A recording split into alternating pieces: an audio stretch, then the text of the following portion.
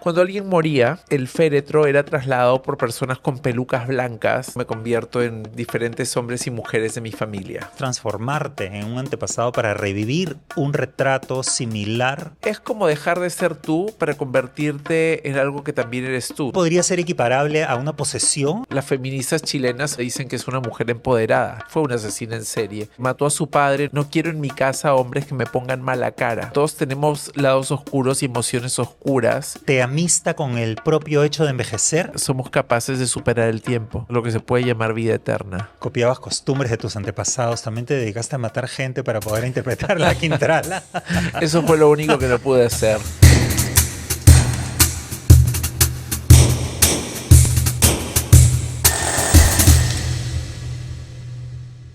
Hola amigos, yo soy Javier Ponce y esto es Ausencia Cultural.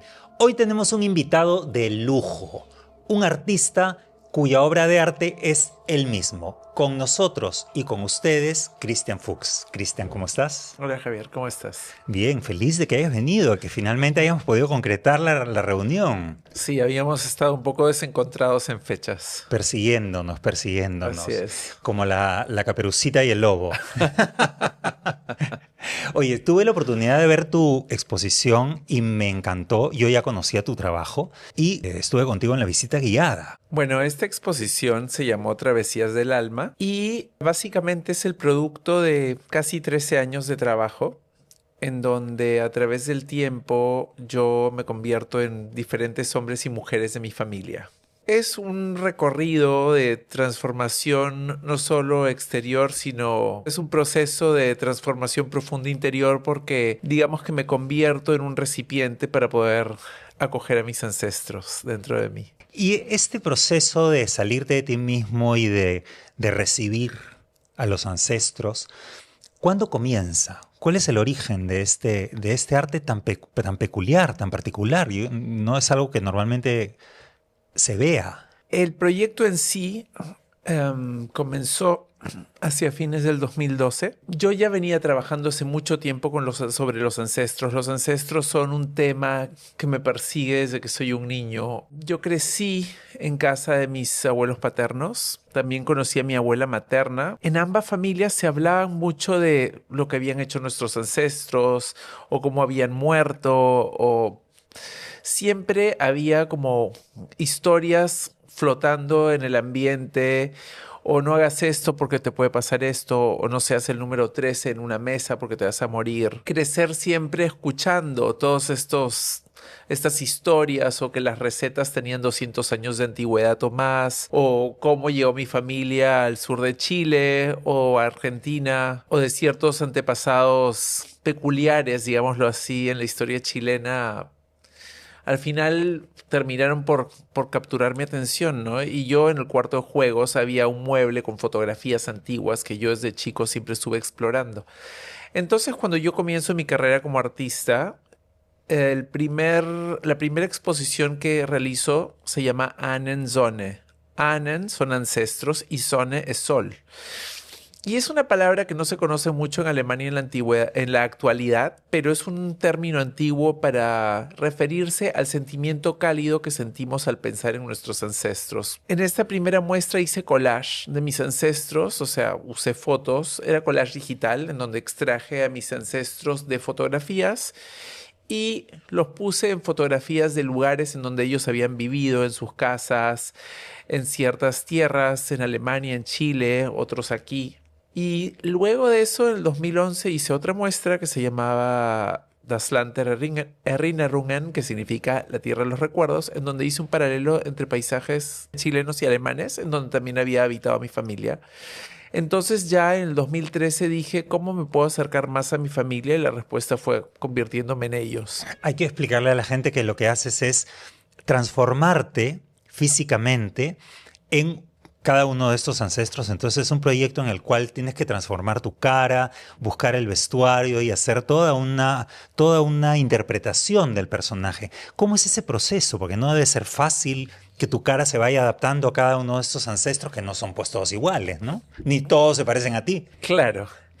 Bueno, Sin duda el maquillaje y la caracterización juegan un papel fundamental, pero claro, yo también creo que desde que elijo al ancestro hasta que estoy totalmente convertido o tomado por él o ella, pasan varios meses. Es también más fácil captar las expresiones porque nosotros llevamos la memoria de cada uno de nuestros ancestros dentro y al final es conectar con zonas conocidas pero dormidas. Nosotros heredamos las memorias de nuestros ancestros, memorias, tendencias, enfermedades, gustos, y no solo hay una herencia exterior, que pueden ser los rasgos, sino todas estas cosas que se heredan de manera invisible y que nosotros manifestamos en todos los días de nuestras vidas. Es como dejar de ser tú para convertirte en algo que también eres tú, solo que es descomponerte en partes y recomponer las partes en otra forma, ¿no? Y esta suerte de activación genética, de una genética que no se ha expresado, también podría ser equiparable a una posesión, es decir, como que tú te vacías tu cuerpo y lo dejas invadir por el espíritu, el alma, la persona del ancestro. ¿Es algo así? Yo no creo en nada de estas cosas inmateriales, pero digo, me expreso en estos términos para tratar de entender. Digamos que hay una buena parte de eso también, ¿no? O sea, mi vida ha estado muy llena de fenómenos, digamos, paranormales o espirituales. El velo entre los mundos siempre ha estado un poco disipado, ¿no? Entonces me ha permitido acercarme mucho a personas y obtener información de personas que ya no están aquí físicamente, pero que yo considero que, por lo que he podido vivir, habitamos en planos superpuestos. ¿Y cómo haces para conocer a la persona que quieres interpretar? A partir de una foto, haces una investigación, preguntas, qué cosa pasaba en ese momento, cómo es el proceso. Yo voy preparando el personaje y empiezo a repetir esas conductas. Un ejemplo muy simple: si yo, por ejemplo, sé que mi ancestro comía lentejas todos los lunes, voy a comer lentejas todos los lunes, o si sé que le gustaba leer esto o aquello, lo voy a hacer, o si sé que le gustaba caminar, o sea, lo que tenga que hacer.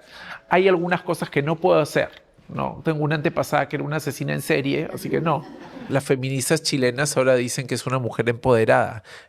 Antes era vista como una asesina en serie. Bueno, fue una asesina en serie. Esta señora, doña Catalina de los Ríos y Lisperger, que fue, digamos que la terrateniente que detentó más poder y fue la mujer más rica de Chile en su periodo. Ella nació en 1604 y murió en 1665.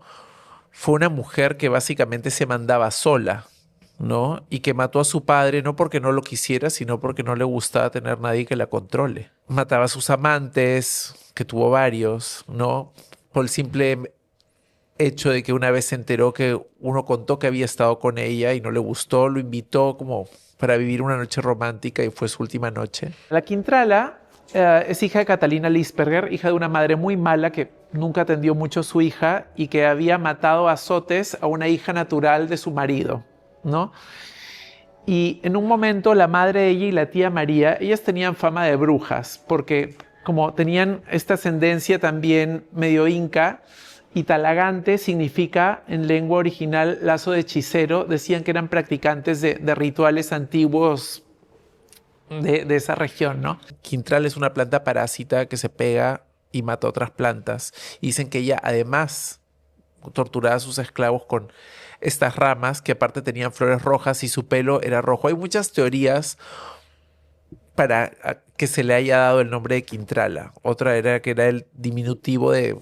O sea, que Catrala era un diminutivo de Catalina y que de ahí salió Quintrala, pero básicamente lo que más se asocia es el de la planta. Bueno, se le atribuyen 40 muertes entre esclavos, amantes, su padre, y dicen que también cuando tenía a alguien entre ceja y ceja iba a su laboratorio, que era como un sótano en donde hacía sus artes oscuras de magia negra. Se ha vuelto un personaje de la cultura popular chilena. En Chile hubo un terremoto muy fuerte, se cayó la iglesia y solo quedó la pared donde estaba el Cristo de Mayo. Entonces los sacerdotes lo llevaron a la casa de la Quintrala. ¿Y qué pasó? Durante el terremoto, la corona de espinas bajó al cuello, siendo, digamos, imposible porque no pasaba por la cabeza. La gente empezó a ir a peregrinar ahí a su casa y la Quintrala un buen día ya estaba harta y parece que un día se sintió observada y juzgada por el Cristo de Mayo. Entonces dijo, no quiero en mi casa hombres que me pongan mala cara. Entonces llamó a sus empleados y tiraron el Cristo en la calle y después los monjes agustinos lo recogieron y se lo llevaron, y eso está en esta iglesia en Santiago, ¿no? En donde también ella se hizo enterrar. Al final de su vida se arrepiente de sus pecados y deja toda su fortuna a la iglesia para que le hagan misas a perpetuidad, y dejó varias sumas también para que recen por toda la gente que ella había mandado torturar. O sea que al final tuvo un final feliz.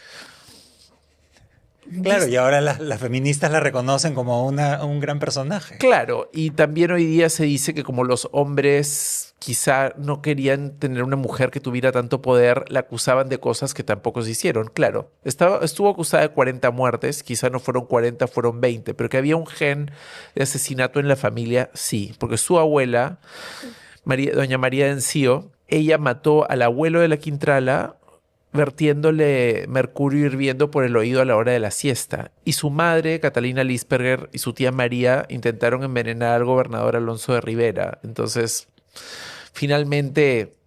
Y la gente en esa época debemos decir que también tenía prácticas mucho más salvajes, ¿no? La gente siempre mira la historia con los ojos de hoy, y obviamente hoy día tenemos también otras prácticas. Y así como comías la sopa de lentejas y las papas y copiabas costumbres de tus antepasados, también te dedicaste a matar gente para poder interpretar la Quintrala.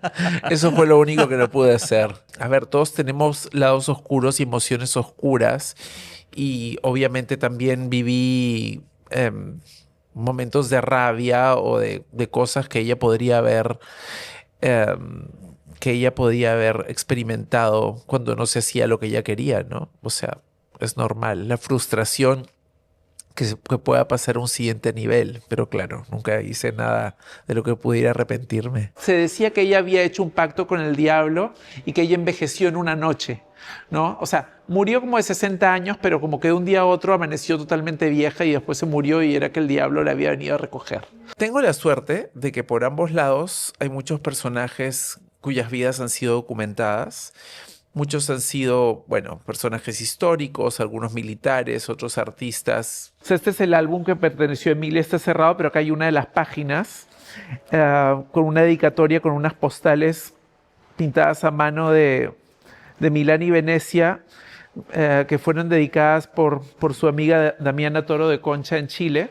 Y así en este álbum habían autógrafos de Napoleón III, porque ella frecuentaba en la corte de Napoleón III. Uno de mis ancestros, que fue el hermano del inventor de la armónica, escribió diarios a lo largo de su vida que narraban todo su paso por las cortes europeas, acompañando a su padre y a su hermano, el inventor de la armónica, mostrando el invento de su padre llamado terpodion, que era un instrumento que generaba notas por fricción. Era un instrumento de teclado. Y bueno, acá hay, por ejemplo, un periódico de la época de arte, literatura y teatro y música, en donde se habla del terpodion por primera vez y de su inventor, Johann David Buschmann. La esposa de mi ancestro, el inventor, fue hija del abogado del duque de Sajonia, Gotha, que fue uno de los principales promotores de la música y de las artes. Entonces, con él como benefactor, este instrumento recibió el nombre que tiene hoy en día. Bueno, que tiene hoy en día en los museos, porque es un instrumento que ya no se usa, porque luego de que mis ancestros vendieron la patente, fue muy difícil que las personas que la adquirieron supieran mantenerlo afinado. Ellos construían estos terpodions para que en las cortes los compren y después capacitaran a los músicos. Ese era más o menos su negocio: construir el instrumento y después enseñar a tocarlo y recorrer diferentes cortes. Y cuando interpretas a un personaje y luego vas al siguiente, ¿se queda algo de ese personaje en ti, como le ocurre a los actores? Siempre se queda algo. Yo considero que luego de hacer cada personaje nunca vuelves a ser la misma persona, porque despiertas partes tuyas que están dormidas. Y otra cosa muy interesante de leer diarios de personas que te precedieron es que conoces tu dimensión humana y empiezas a sentirte menos culpable de cosas que tú has hecho porque todas estas personas son iguales a ti, pasaron por las mismas cosas que tú, solo que en otros momentos y mucho tiempo atrás, ¿no? ¿Y tú piensas que dentro de unos años, cuando nosotros ya no estemos acá, puede haber alguna persona que vea tu trabajo y que quiera interpretarte a ti? Alguna persona de mi familia, no lo Claro. sé, pero uno nunca sabe, ¿no? O quizá haciendo lo mismo con su propia familia, ¿no? Yo creo que ya hay gente que lo debe haber empezado a hacer. ¿Qué antecedentes hay de trabajo como el tuyo? Yo no lo conozco. Yo comencé esto a fines del 2012, como te comenté, y después en el 2017 la BBC de Londres me hizo una nota que se volvió viral. Me hicieron una nota, un video y un podcast, un artículo, que se volvió viral en su momento y estuvo en prácticamente muchísimas páginas del mundo. Y no se habló de nadie que hubiera hecho eso. A mí se me ocurrió. No. Claro, porque ha habido gente que se disfraza de personajes, eso ha ocurrido siempre en las fiestas de disfraces, ¿no? Ha habido también la fotografía que registra a las personas, ha habido las crónicas, los códices, los dibujos, las acuarelas de Pancho Fierro, ha habido siempre una necesidad de registrar, ¿no? Lo que Claro. ocurre y de dejar una huella de uno mismo. Yo creo que nadie quiere pasar por este mundo sin que nadie lo recuerde. Y yo creo que básicamente eso es el motivo por la que, uno de los principales motivos porque las personas se hacen retratar, ya sea en óleo, en fotografía o de alguna manera, ¿no? Pero algo como lo que haces tú, que es transformarte en un antepasado para revivir un retrato similar, no lo había visto. Uno de mis referentes es Cindy Sherman, de todas maneras. Pero claro, Cindy Sherman hace personajes que no son su familia y de repente muchas veces la mujer en diferentes roles. Cindy Sherman interpreta personajes X, se mete a un hotel y hace como si fuera la camarera, está luego en la calle haciendo personajes anónimos, pero tú interpretas a un personaje definido y te transformas físicamente en él. Exacto. Además, eres quien toma la foto. Sí. Es decir, tú eres fotógrafo, pero además eres como un impersonator, ¿no? Un intérprete de estos personajes. Sí, y en ese tiempo en que yo estoy convirtiéndome en el personaje, el vestuario es preparado por las costureras que ya vienen trabajando conmigo hace años, de Atelier La Mocha. Aquí Marieta y María me han ayudado mucho a hacer mis trajes. Sin ellas no podría hacer nada, así que les agradezco muy especialmente. Básicamente son mi equipo. Para el maquillaje, cuando soy hombre, me maquilla algún hombre. Cuando, por ejemplo, me tiene que agregar nariz, que no son siempre todos los casos, porque tampoco, no es que mi nariz sea tan chica. O cuando es muy diferente, o prótesis de papada. Puede ser que tenga que engordar, envejecer, subir de peso, bajar de peso. Cuando soy mujeres de 1850 normalmente tienen esos vestidos escotados en donde me tengo que hacer la cera también. Entonces finalmente vivo realmente el personaje, ¿no? Los zapatos también se hacen. Ahora, por ejemplo, uno de los personajes que viene es mi tatarabuela Schilling, que crió a mi abuela y que era también, así como mi abuela era mi persona favorita en esta vida, su abuela era su persona favorita. Y como no habían zapatos del periodo eduardiano, que es como en mi talla, he tenido que encargar a una de estas páginas que vendía tipo zapatos a Downton Abbey para tener los zapatos. Se producen también los accesorios porque muchas veces, como son reinterpretaciones, todo tiene que verse igual. No es que yo diga, no sé, agarro una sortija y la sortija no es igual o qué sé yo, todo tiene que ser recreado, ¿no? Tiene que ser exactamente igual que la foto que tú tienes. Exacto. El único caso en que tengo acá este broche sí es de mi tatarabuela, pero no es el mismo broche. Pero yo tengo cosas de esta tatarabuela porque mi abuelo Fuchs no tuvo hermanas, tenía solo un hermano, entonces las cosas se dividieron entre dos hermanos. Entonces yo tengo varias cosas de los Fuchs porque no hubieron mujeres. Entonces tenemos un anillo familiar de ellos también. Y por ejemplo, esto es el sujetador de espada original que está en la foto, que es de hilo de plata, que también lo hemos conservado.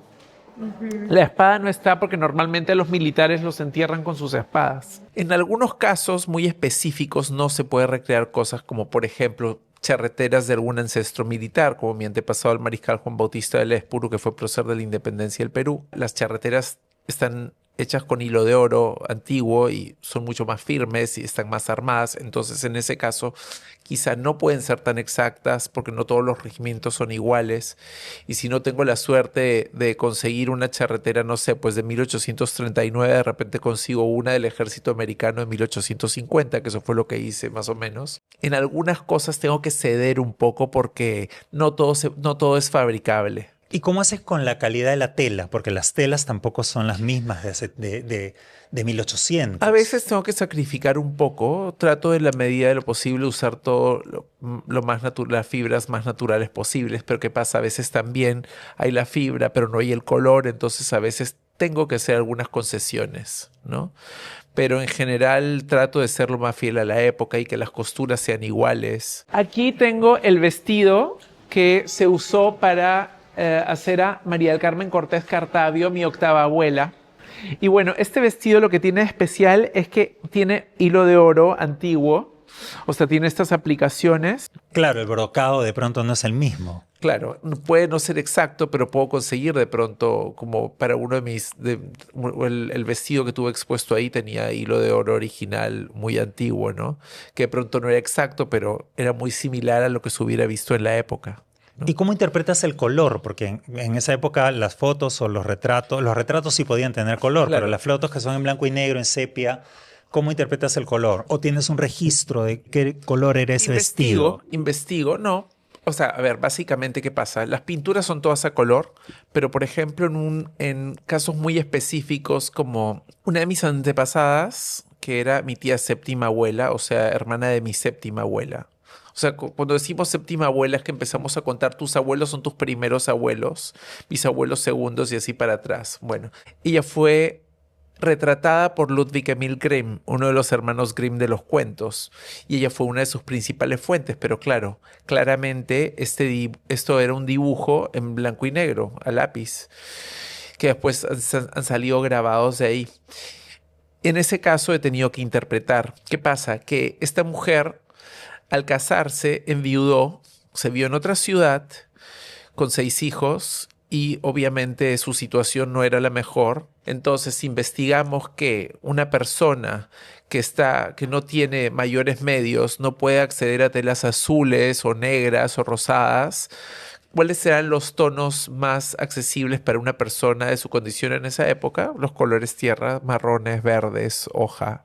Entonces fue así como interpreté el color en ese caso específico. El párroco le presenta a los hermanos Grimm de los cuentos y ella les contó a los Grimm 40 cuentos de su segundo tomo, que son de ella, y ellos fueron una de las pocas fuentes que ellos revelaron con nombre y apellido. En el caso, por ejemplo, de mis tatarabuelos, que la foto es blanco y negro, sé de qué color era el uniforme de mi tatarabuelo, porque él era del regimiento número 15 del rey Alberto de Sajonia, de la división de Baviera, y era un uniforme azul, con detalles rojos. Y en el caso de mi tatarabuela, digamos que como era un azul bastante particular, decidí hacerlo otro azul para que no se muerdan los colores, ¿no? Y uno es un color un poco más fuerte y el de ella es un azul un poco más oscuro. Tus retratos parecen pinturas. Uh-huh.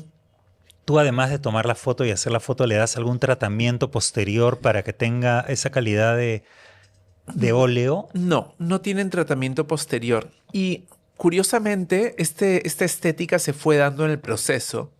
Y primero, yo no sabía cómo es que sucedía. Uso varias capas de maquillaje para que mi piel tenga una textura mucho más pictórica. Uso luces fuertes que también hacen ver la piel como de un tono de esa época y también disminuye las imperfecciones.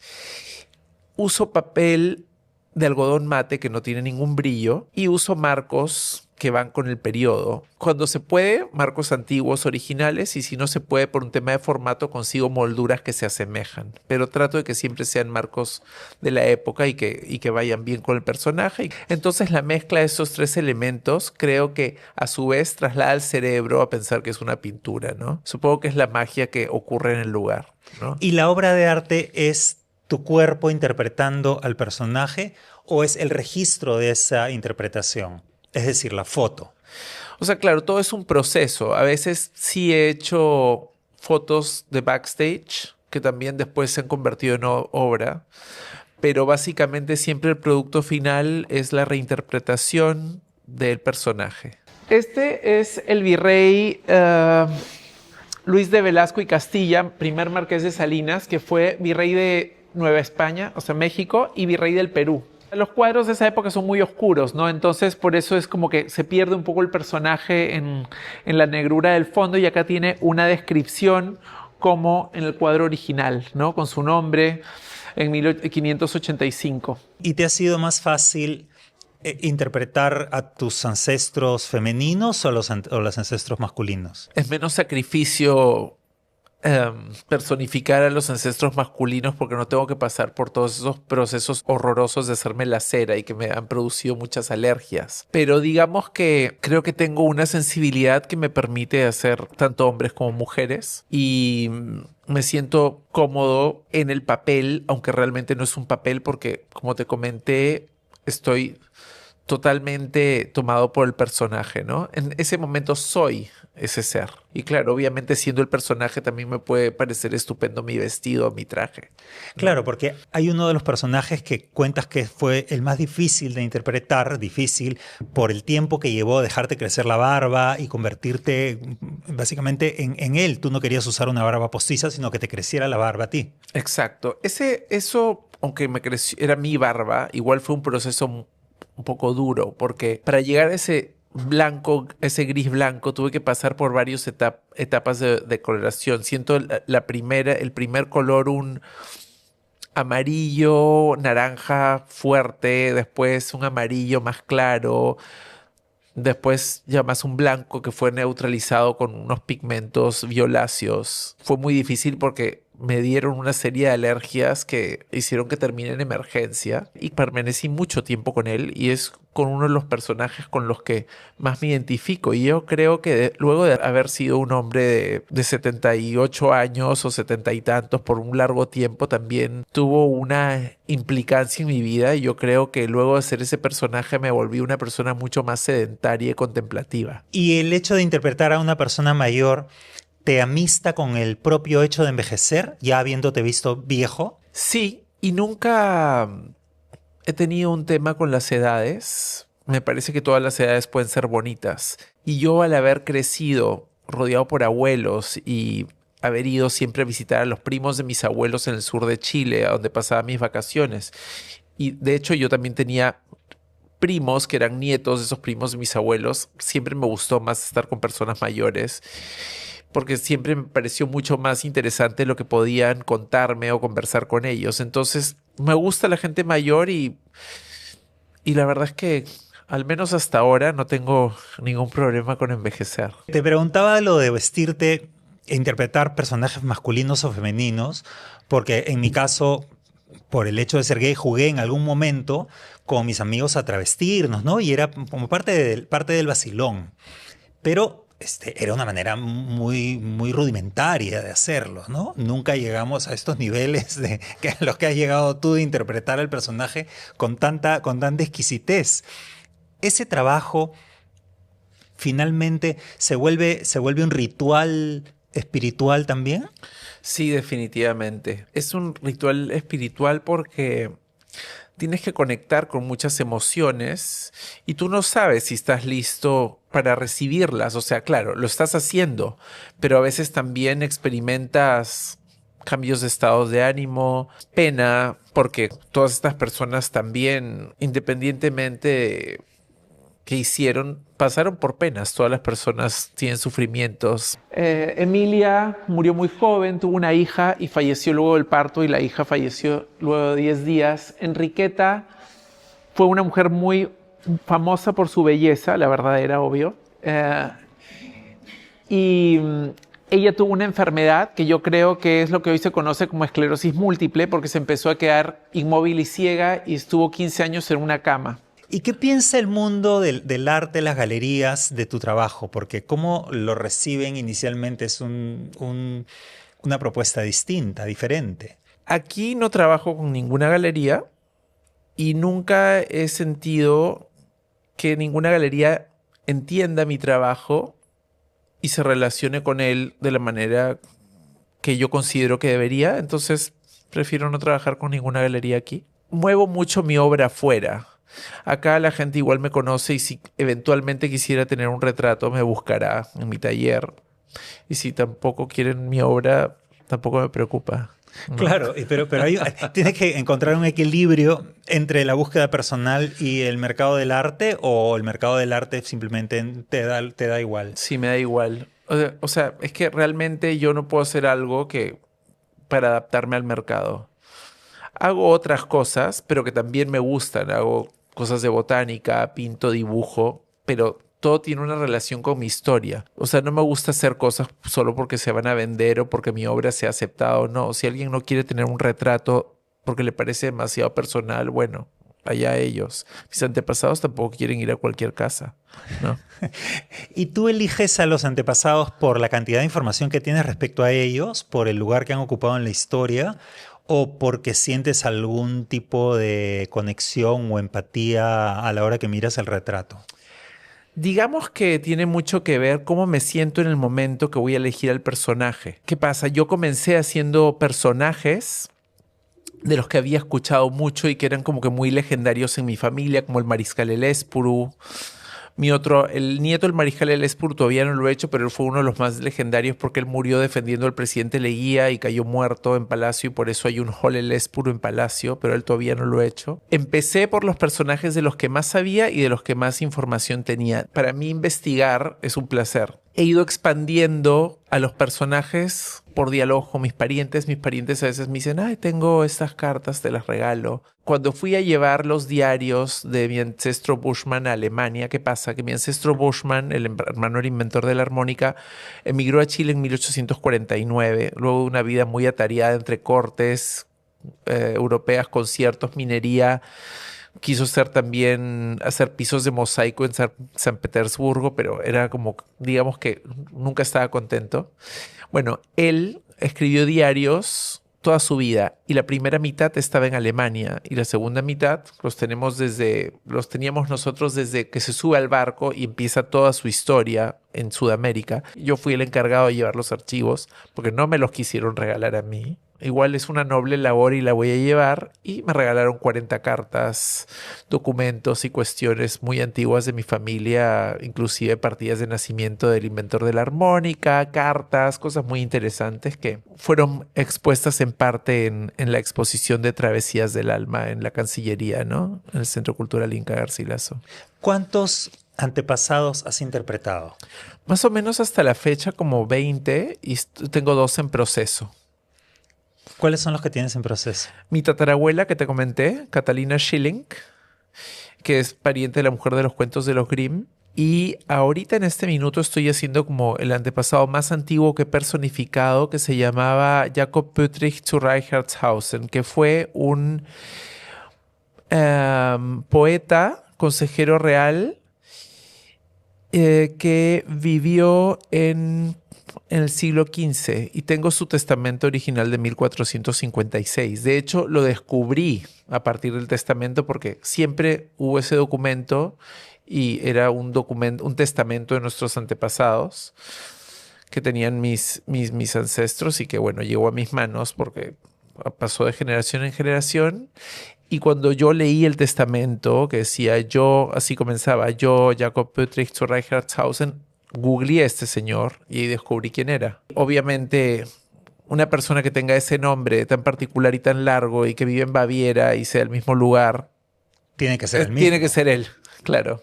Y el mismo periodo, además, ¿no? Entonces, a partir de eso, hice una investigación y descubrí esos libros antiguos iluminados como medievales. Y a partir de esa ilustración de él, que es a color, estoy haciendo el retrato.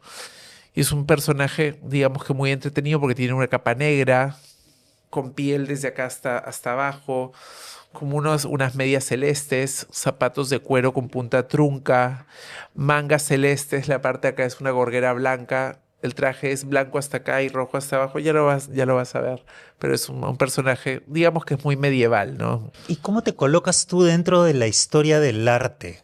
Porque si alguien te preguntara, sin haber visto tu obra, qué es lo que haces, ¿qué responderías? Bueno, hago arte contemporáneo, ¿no? Estoy en esta época haciendo esto y básicamente soy un artista contemporáneo. Claro, pero el arte contemporáneo tiene ahora la imagen de estos ready-made o de los objetos que encuentras en la calle y simplemente los descontextualizas, los pones en el museo y ya es arte porque está en el museo la caja de cartón o la botella de yogur, ¿no? Claro, yo diría que hago arte contemporáneo, pero, o sea, la estética de mi obra y todo lo que implica, o sea, yo creo en el presente a partir del pasado, ¿no? Claro, pero ¿qué piensas de este tipo de arte que comienza, ¿no? Esta línea con Duchamp que coge el urinario y lo pone en el museo y entonces hay toda una cuestión conceptual detrás, pero en la misma obra no hay trabajo en sí, no hay oficio y lo podría haber hecho cualquiera, digamos, ¿no? O sea, el que se le ocurrió es el artista, pero ¿qué hay atrás? Mira, no me gusta, no es lo mío, porque digamos que, o sea, estoy muy asociado a otras estéticas, no solo por lo que produzco, sino por lo que me gusta, ¿no? Y sí me gusta que en las cosas haya factura. ¿Y tú te animarías a interpretar un personaje que no sea antepasado tuyo o necesariamente tiene que tener alguna relación en tu árbol genealógico, que es amplísimo? Lo he hecho, una vez hice un autorretrato de Mary Poppins, porque me encanta Mary Poppins. Y eventualmente también tengo la idea de hacer otros personajes de películas que me han gustado.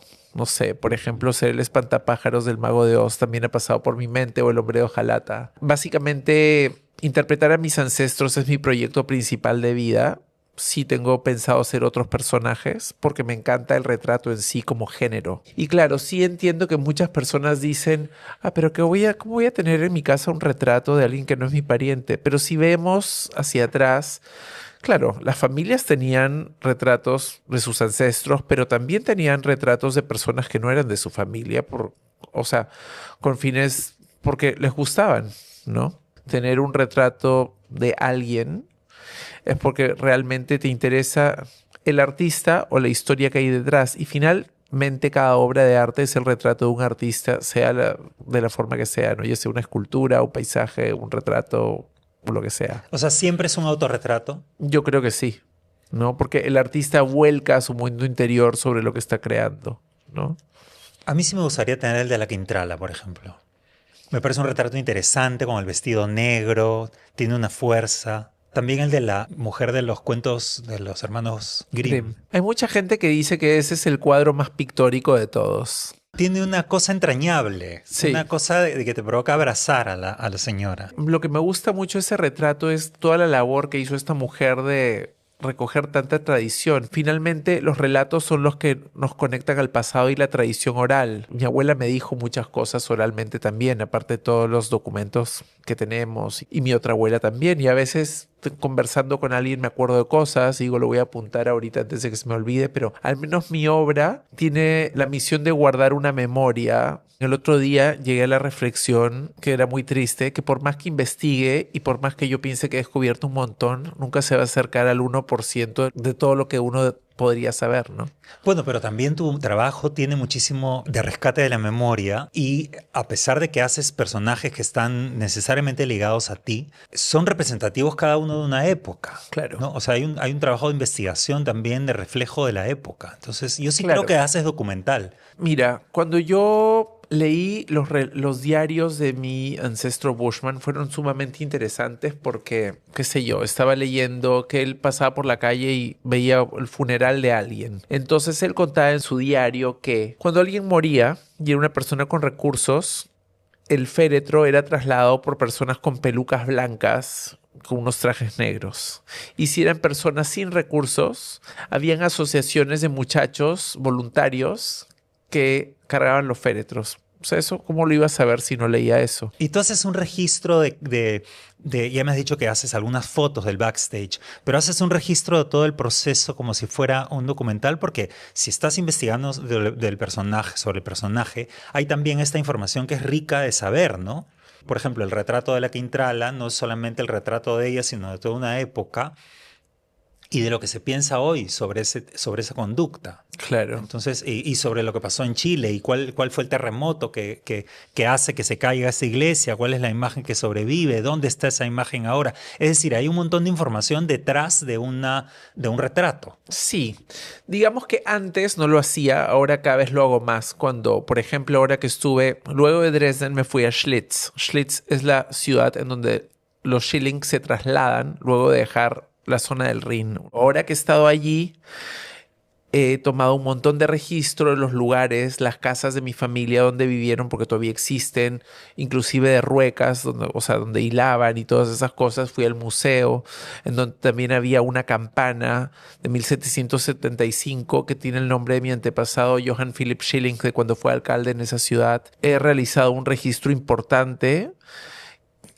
que voy a incluir cuando haga alguno de los futuros personajes, cuando haga al padre del señor de la barba, que fue administrador forestal, ¿no? Y bueno, pienso hacer otro viaje para ir adjuntando otros lugares en la casa donde nació Carl Schilling y qué sé yo, ¿no? Para documentar el sitio donde vivió su padre antes de que nazca él, ¿no? Cada personaje en realidad es una justificación para investigar sobre la historia, porque lo que cuentas de cuáles eran los niveles de los señores feudales, cómo pierde sus tierras por pagar su libertad, el paso de ser una familia prominente a ser una familia burguesa que luego se levanta a través de la industria en la ciudad. O sea, ahí estás hablando de historia. Claro. Independientemente de que sea tu ancestro, estamos conociendo una parte de la historia. Y todas las familias hacen historia de una u otra medida, porque todas las familias son parte de un gran engranaje, ¿no? Que es el engranaje de la vida, el engranaje del mundo. Entonces, digamos que cuando tú ves un retrato de un señor con barba, viejo, como que logró muchas cosas en su vida, puedes estar viendo a alguien de tu familia y finalmente todos estamos conectados de una u otra forma. Obviamente antes no habían tantos pobladores como hay ahora. Entonces, en un minuto, todos los ancestros empiezan a repetirse, ¿no? Solo que la gente no piensa mucho en eso. Llegaste a Goethe también, ¿no? Sí. ¿Qué pasa? Que mi tatarabuela Schilling, o sea, ella no era Schilling, era casada con Schilling, ella se apellidaba Schenke, y los Schenke descendían de los Keim. O sea, la madre de ella era Keim, y esta señora Keim era bisnieta de la hermana de la mujer de los cuentos. Y la mujer de los cuentos era prima de tercer grado de Goethe. Goethe, bueno, el famoso poeta alemán, que en alemán se le dice el Dichtersfürst, el príncipe de los poetas. Bueno, escribió muchas obras famosas como Las desventuras del joven Werther y Fausto. Y él está conectado a mí porque tenemos un antepasado común que fue Valentin Schröder, que fue alcalde de una ciudad alemana. Él fue alcalde y vinicultor. Y Valentin tuvo dos hijos, Elisabeth y Lorenz. Y nosotros descendemos de Lorenz y Goethe de Elisabeth. Elisabeth se casó con un señor Windecker y esa es toda la línea de Goethe. Y en la casa en donde vivió Valentin Schröder hay una placa que dice Casa de los Ancestros de Goethe. Y esa es también la casa de mis ancestros, ¿no? Entonces, digamos que somos parientes, son dos líneas que corren paralelas. ¿Cuál ha sido la reacción de tu familia cuando comienza a ver tu trabajo? Porque tú estudiabas Derecho. Sí. Entonces la gente tendría pues una expectativa de un tipo de vida y de pronto comienzas a investigar en esta línea del arte completamente alejada del derecho. El derecho nunca me gustó, la verdad, pero también como había cierta tradición jurídica en mi familia, pensé, o sea, entre abogado, administrador y médico, no me gustaban los números y no me gustaba la sangre, entonces solo que fui bruto y no se me ocurrió pensar que podía ser psicólogo, ¿no? Pero creo que uno está donde tiene que estar. Cuando yo digo que ya no voy a estudiar Derecho, pero en verdad lo tuve que terminar. Me titulé, me colegié y todo, y me dijeron, mira, terminas y haces lo que quieras. Eso me dijeron mis abuelos, entonces eso fue lo que hice. Y primero mi abuela siempre me decía, pero haber estudiado Derecho y ahora haces fotos, ¿no? Era muy gracioso. Pero finalmente, cuando empezó me empezó mi abuela a ver todos sus ancestros retratados, que yo siempre sentí más como que yo pertenecía a la familia de mi abuela. Todos tenemos muchos ancestros, pero siempre hay una línea con la que uno se identifica más. Y en mi caso, o sea, yo tengo más nexo con mis parientes Schilling, siempre que voy a Chile los veo. Entonces, yo me siento más Schilling que cualquier otro apellido de mi árbol genealógico. O sea, quiero a todos mis ancestros y tengo afecto también por los Elespuru, mucho afecto por los Fuchs, pero yo sé que soy de esa familia. Claro, te identificas más, la sientes más, Exacto. más tuya. Exacto. También, ¿qué pasó? Que cuando estuve en Schlitz y vi ese lugar, esta ciudad medieval amurallada en donde vivieron los Schilling luego que se trasladan desde el Rin allí, o sea, es como si yo siempre hubiera vivido ahí. Y yo creo que mis más grandes admiradores son mis parientes alemanes. ¿Qué es la línea materna? Paterna. Paterna. Sí. Y la otra familia que has interpretado menos, ¿se sienten celosos y dicen, oye, ¿cuándo nos vas a interpretar a nosotros? No, he interpretado a todos. Porque, por ejemplo, los Elespuru he hecho un montón de retratos, ¿no? De los Camprubí. Es que, ¿qué pasa? Mi madre se llamaba Zoila Camprubí Elespuru y tengo muchísima información de los Elespuru y de los ancestros más atrás. Y de los Camprubí no tengo tanta. ¿Qué pasa? Que mi abuelo era Camprubí Alcázar. Con Alcázar llegó hasta el virreinato. Pero Camprubí solo sé que mi tatarabuelo llegó de Barcelona y no he dedicado mucho a investigar ese lado, pero lo voy a hacer. Pero no te exigen, no te piden, oye, ¿para cuándo esta abuela, este tío? No, O te traen fotos y te traen información para alimentar tu archivo o no. realmente no. Yo creo que soy el único así de fanático. Pero cuando alguien se va, cuando alguien muere, digamos, te pasan a ti las cartas, los archivos, te pasan a ti la información para que tú la tengas. Muchas veces sí. O sea, mis tías Elespuru, una de mis tías también me ha dado un montón de cuadros y cosas. Una de mis tías favoritas, Cecilia Elespuru, que la quiero mucho y ella ha sido de gran apoyo en mi investigación, ha sido como que fundamental. Y otra tía mía que yo quiero mucho, que vive en Segovia, mi tía Verónica Fuchs, que es prima hermana de mi padre, que prima hermana doble, de hecho, porque mis dos abuelos, o sea, mi abuelo y su hermano eran casados con mi abuela y su hermana. Entonces eran dos hermanos con dos hermanas. Y ella realmente me ha regalado un sinnúmero de fotos, cosas, hasta porcelanas me ha regalado, porque ella sabe que van a estar bien conmigo y le encanta el proyecto, ¿no? ¿Tú has pensado, cuando te he visto en la visita guiada, me pareció todo un montaje como si fuera una obra de teatro? Una obra de teatro documental, ¿no? Y por ejemplo, una vez que se enfermó, pararon donde un doctor y este doctor le metió unas sanguijuelas con unos tubos para que o sea, tenía como que las amígdalas inflamadas y las sanguijuelas le tenían que extraer la sangre de ahí. Eran las técnicas medicinales de esa época, ¿no? ¿Tú has pensado que podría ser la propuesta siguiente? Porque eres muy buen contador de historias. Entonces, a mí me parece que es una exquisitez poder pasearte con los retratos que tú has interpretado y que vayas contando cada una de estas historias. Podría ser interesante. Siempre me han dicho que soy un buen contador de cuentos, pero no sé qué tal son mis habilidades actorales, ¿no? Quizá como un narrador puede ser. Podría hacerlo alguna vez, porque finalmente nuestras familias, querrámoslo o no, o sea, explican quiénes somos, ¿no? Porque crecemos en un ambiente. Yo, por ejemplo, siempre digo que yo aprendí a ver la vida a través de los ojos de mi abuela. También a veces pienso, cuando estoy hablando, digo, estoy hablando yo, está hablando mi abuela, no sé, o estoy permanentemente o muy frecuentemente poseído por ella. ¿Qué te queda de los personajes que interpretas? ¿Quedas igual o quedas modificado? ¿Te agrega gestos? ¿Te agrega costumbres? ¿O terminas de interpretar y ya dejas de comer el pastel de papas? No, no, no, no. O sea, todas se vuelven prácticas usuales, ¿no? O sea, sí siento que me siento bien con esas prácticas, porque finalmente, al llevar dentro de nosotros todas las memorias de nuestros ancestros, básicamente, o sea, son prácticas propias también, solo que fueron practicadas en este momento, solo que hay que adaptarlas un poco a la vida presente. ¿Y descubriste a la hora que interpretabas prácticas que ya tenías?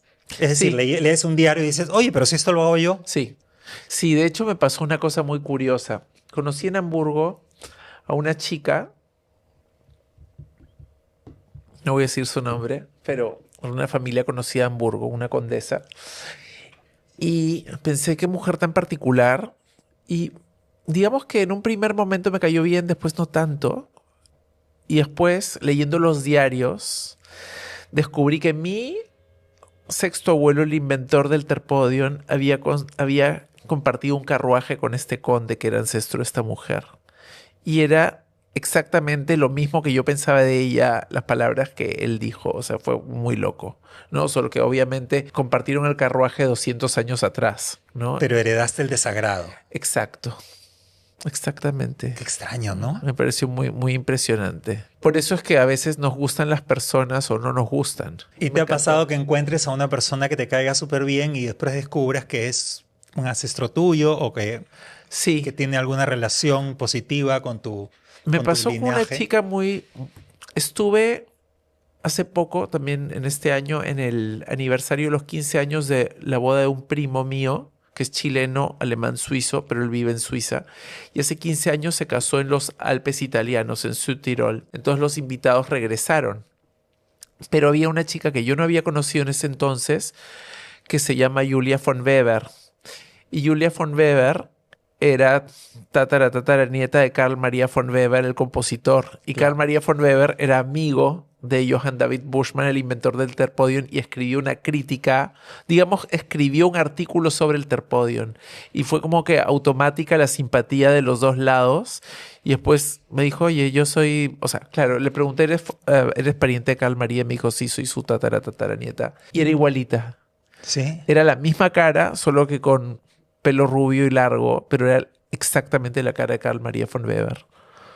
Qué maravilla, O sea, impresionante. no era que solo había heredado, o sea, heredó el físico, pero también, o sea, toda la parte interna, ¿no? Obvio. Y así te das cuenta que somos capaces de superar el tiempo.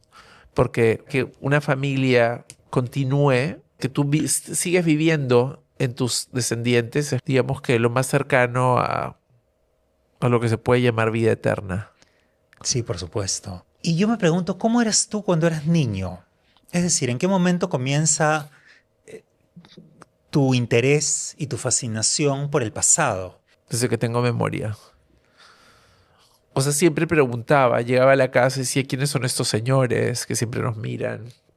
Después con el tiempo ya supe sus nombres y cuando yo llegaba al nido, o sea, como que decía, hola, fulanito. No, o sea, saludaba a todos los cuadros, después me iba a almorzar. Después como que con los años este diálogo se fue haciendo, digamos que más telepático, pero siempre estoy dialogando, o sea, con estas personas y a veces cuando digo en verdad, no estoy solo, estoy siempre acompañado porque tengo todo un séquito de personas que me acompañan a cualquier lugar que voy y siempre pienso que en verdad mi hogar es cualquier sitio donde yo me desplace porque todo este mundo va conmigo, ¿no? ¿Y cómo era la relación con tus coetáneos, tus compañeros de colegio, la gente que tenía tu edad, que no es usual que los niños estén fascinados por el pasado, sino están más mirando el presente y los juegos y las cosas del momento? Sí, se reían de mí. A mí me hicieron mucho bullying en el colegio. No precisamente la gente de mi promoción, pero algunos sí, pero básicamente gente mayor. Pero claro, y yo, digamos que era un niño muy cuidado, ¿no? O sea, no sé, pues yo llegaba con mi chaleco tejido por mi abuela con mis iniciales CF y la gente se reía, ¿no? O decían que iban a almorzar a mi casa y que era como que comer en la Edad Media, pero digamos que en la Edad Media no se usaban ni cubiertos, ¿no? Entonces, no sé cuál era su idea de medieval. Yo siempre me he considerado un outsider. Y hasta el día de hoy también me siento uno, ¿no? ¿Y cómo llegaste a integrarte con gente mayor siempre? Mm, siempre tuve como que, o sea, mucha afinidad con gente mayor y bueno, ahora obviamente también tengo amigos de mi edad, muchos, y menores también, pero claro, yo creo que a lo largo que uno va creciendo y aceptando su personalidad y aceptándose como es, mientras más te conviertes en ti mismo, atraes conexiones mucho más sinceras. Y yo considero que la gente que yo he conocido, a la mayoría de la gente que está ahora en mi vida después de que salí de la universidad, ¿no? O sea, también tengo amigos de la universidad, pero mi gente más cercana ahora es gente que he conocido después, más o menos cuando tenía, no sé, 37, 35. Sí tengo amigos de toda la vida en la universidad. Amigos del colegio tengo muy pocos. Claro, y pienso en la adolescencia, que es una etapa en la que uno se identifica con la gente de su edad y establece una diferencia de los mayores, ¿no? ¿Cómo fue tu adolescencia si tú lo que te identificabas era con los mayores y sentías una diferencia de la gente de tu edad? Claro, digamos que mi adolescencia fue estar mucho con mi abuela. O sea, mi abuela decía, oye, me voy a la peluquería. Y yo tenía, no sé, pues un cumpleaños, me voy contigo a la peluquería. Entonces me sentaba con mi abuela ahí mientras le ponían los ruleros y todas las cuestiones. Y ya después del colegio y toda mi vida, para mí mis tiempos favoritos eran los que pasaba con ella. Yo la acompañaba a cualquier lado. Era una conexión muy profunda y ni siquiera necesitábamos hablar para comunicarnos. ¿Cómo se llamaba tu abuela? Carmen. O sea, su nombre completo era Catalina del Carmen, pero todos le decían Carmen. Mi abuela era una mujer con mucho carácter. Yo la adoraba y para mí todo lo que hacía mi abuela era perfecto, ¿no? Entonces, siempre nos llevamos muy bien. ¿Siempre viviste con ella? Digamos que cuando mis padres se casaron, vivieron los 2 primeros años en la casa de mis abuelos y después se mudaron. Y luego mi madre enfermó, más o menos empezó a enfermar cuando yo tenía como 8 años, 7, 8. Fue diagnosticada con esquizofrenia y posteriormente fue internada. Y yo ya había estado viviendo también en una época, había ido ya antes a vivir con mis abuelos 1 año o 2, y después regresé definitivamente y mi madre murió en el psiquiátrico. Mi padre se volvió a casar y se fue. O sea, para mí, digamos que mi madre ha sido mi abuela. O sea, quiero mucho a mi mamá, pero mi abuela era mi referente en todo y la persona que más he querido en la vida. Y la persona que te crió y todo. Exacto. Y que me protegió y todo, básicamente, ¿no? Y ella fue tu vínculo con el pasado. Sí. Ella te enseñó a valorar y a apreciar y a sentirte identificado con el pasado. Sí, no tanto desde una perspectiva histórica. O sea, sí, mi abuela sabía mucho de historia, literatura. A ver, sabía mucho de Goethe, Schiller y todas esas cosas. Y era una mujer muy culta. Pero digamos que la aproximación a los recuerdos familiares era no porque, o sea, vengo de esta familia o no sé qué, sino porque eran vivencias cotidianas muy bonitas. O sea, que te contaba, no sé, que cuando estaba en la huerta de la casa de sus abuelos, una vez estaba con un vestido nuevo, rojo de terciopelo, fascinada, y le picó una abeja en la mano y se le hinchó y su abuela vino con una tijera y le cortó el vestido, la manga, porque la mano iba a reventar, casi mi abuela era muy alérgica. Entonces mi abuela contaba que más pena le daba el vestido que todo lo que le dolía la picadura. Y cosas así súper, súper cotidianas. Pero mi abuela también mi abuela era toda una storyteller, porque mi abuela era capaz de contarme cosas y yo las podía ver. Mi abuela recitó una de sus poesías. O sea, ¿qué pasa? Que Gabriela Mistral vino al colegio de visita y mi abuela fue la alumna elegida para recitarle Piececitos Descalzos, que era una poesía de Gabriela Mistral, a Gabriela Mistral, y después darle un ramo de rosas. Y así anécdotas tenía miles. ¿Qué tal personaje eres, ah? Sí, no solamente tú y los personajes que eliges, sino tú eres todo un personaje. Y de verdad que eres un gran contador de historias y no descartes la posibilidad de hacer estas visitas guiadas como no necesitas, tú ya eres un actor. Dices tú. Pero es que a la hora que interpretas a los personajes ya eres un actor, no necesitas verbalizar como si fueras otra persona. Simplemente tienes que contar tú las historias que conoces de cada uno de los personajes, como un narrador. Claro. Podría ser, me parece una idea interesante, la voy a tomar en cuenta. Sí, porque además es una clase de historia, ¿no? Porque cada uno de los personajes se va contando una etapa y un lugar y unas costumbres y explicas también obviamente todo el detalle de la producción y todo el detalle del vestuario y cómo se usaban las cosas en ese momento, ¿no? A veces ya son tantas historias que ya, a ver, digo, voy a contar esto y después se me olvida y después me acuerdo, pero son N historias. Pero tienes muy buena memoria. La tengo, sí. Sí. Es selectiva, pero la tengo. Bueno, todas las memorias son selectivas. Y bueno, pero tampoco nunca me olvido cuando alguien me hace algo. Pero eso es ya parte de ser Escorpio. Somos escorpios. O sea Tú que también según, eres. Sí, según tú los escorpios no olvidan. Nunca. No. Creo yo, no sé tú, pero yo no. ¿Y perdonan o no? Creo que tampoco. Qué mala imagen estás dando de nosotros, Cristian, por favor. Somos un poco radicales, al menos yo. Me parece bien, me parece bien. Hoy ha sido un placer conversar contigo, un placer tenerte aquí y conocer tu trabajo tan particular, pero particular además no solamente en Perú, sino en todo el mundo. Es una cosa absolutamente novedosa. Muchísimas gracias, me ha encantado conversar y estar aquí. No, gracias por haber venido, gracias por habernos recibido en tu exposición y vamos a mostrarle a la gente tu trabajo para que conozca realmente la propuesta novedosa y que hay gente haciendo cosas de calidad más allá de poner una caja en el museo, pues una caja de plástico, ¿no? De cartón, como usan ahora. Muchísimas gracias. Gracias Cristian. a ti. Ustedes, amigos, si quieren saber más de estas y otras historias, ya saben que pueden encontrarlas en Crónicas Maricas y en otras Crónicas Maricas. Pero antes déjenme mostrarle unos números. Estos números indican que más del 80% de las personas que ven nuestras entrevistas no están suscritas. Así es que, por favor, suscríbete para que podamos seguir haciendo estas entrevistas que estoy seguro que ustedes disfrutan y aprecian mucho. Una vez más, hemos estado con Sabino Álvarez en la producción y con Miguel Horna en los controles de Metro Studio. Cristian, querido, un placer enorme tenerte aquí. Muchas gracias, me ha encantado estar. Y con usted... Ay, verdad, me estaba olvidando que nuestros amigos de Cookie Flor, al enterarse que venías, decidieron mandarte unas flores. Qué amorosos. Si no es por Miguel, yo me olvidaba de las flores. Muchísimas gracias y me encantan los lirios. Ay, Preciosas. qué bonito. Hay una canción española de La Lirio. ¿Ah, sí? Sí, La Lirio, que se le han puesto los ojitos moraditos de martirio. Y te voy a dar estos dos libros también, que son un libro se llama Mátame si puedes y el otro se llama Anastasia. Son cosas con fotos antiguas también que te van a gustar y yo sé que es parte de tu estética. Muchísimas gracias. Y gracias a Cookie Flor por estas flores tan maravillosas que se van directamente a algún florero de alguno de mis antepasados. ¡Qué maravilla! Así que Cookie Flor, muchísimas gracias por las flores y con ustedes un beso enorme y una risa inmensa.